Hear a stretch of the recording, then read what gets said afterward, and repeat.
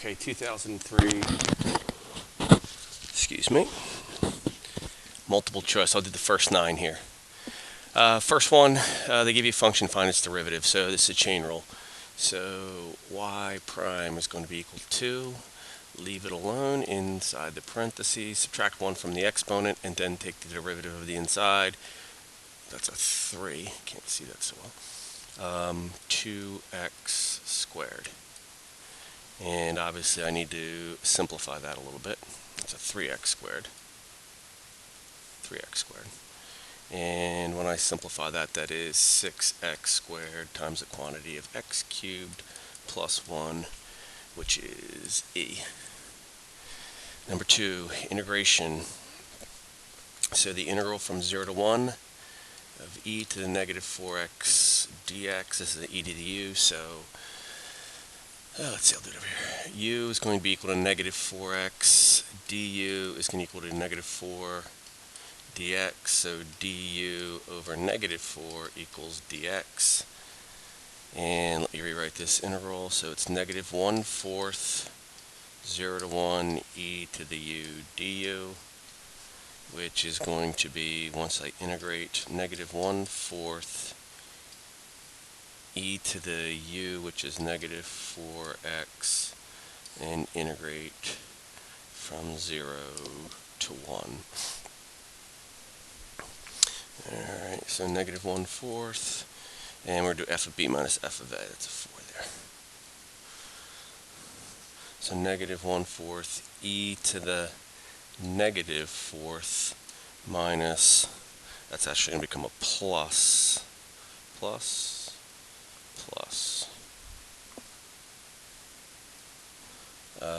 put a 0, and e to the 0 is going to be 1, so that's just 1/4. So the answer should be D. And there we go. Okay, next one. Number 3. I think this is the one that got screwed up on your paper, but I'll do it anyhow. For x is greater than 0, the horizontal line y equals 2 is an asymptote for the group function of f, which of the following statements must be true. Okay, so if we have some function, I don't know what the function looks like, but at 2, I know there's a horizontal asymptote. Now remember, functions can cross over horizontal asymptotes. Okay, so I'm going to go through each case here. The answer to this is E, and the limit as x approaches infinity of fx is equal to 2. That's the actual definition of what a horizontal asymptote is. So if you have a horizontal asymptote, then the function as it approaches infinity and negative infinity gets closer to that line the further you go out on the function. Alright, so A is false because, because it says f of 0 has to be equal to 2, and the question says which of the following statements must be true. F of 0 does not have to equal 2. It could, but it does not have to equal 2.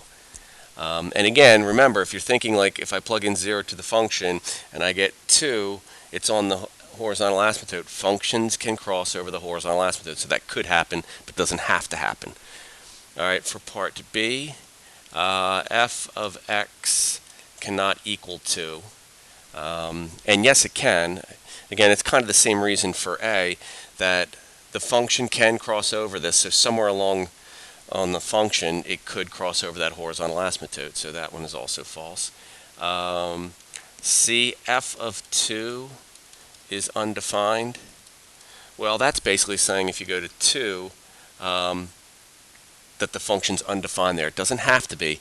This function can do lots of things, and one of the things it could do is have a x coordinate of 2 on that function. We don't know where the y coordinate is, but that could possibly happen. And then D is the limit as x approaches 2 of the function is equal to infinity. And that would be if you had a vertical asymptote there, that could possibly happen. So that's another reason why that one's false, because the function does not have to approach infinity at 2. It could have some value right there or anywhere along that place.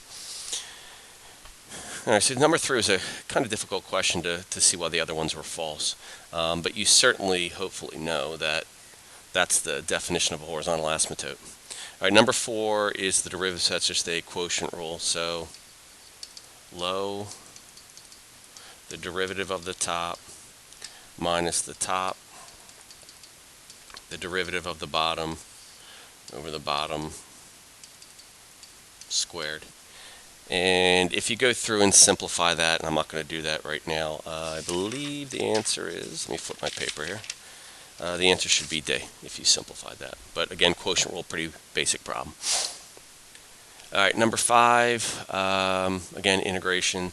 So we're going to integrate from 0 to pi over 4 of sine x dx.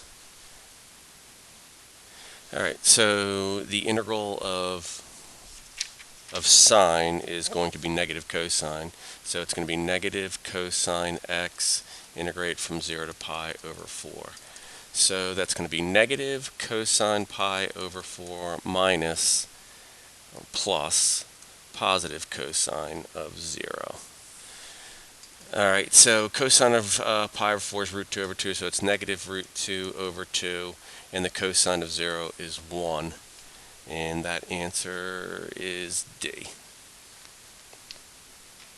Number 6, again, this is kind of the idea of the definition of a horizontal asymptote limit.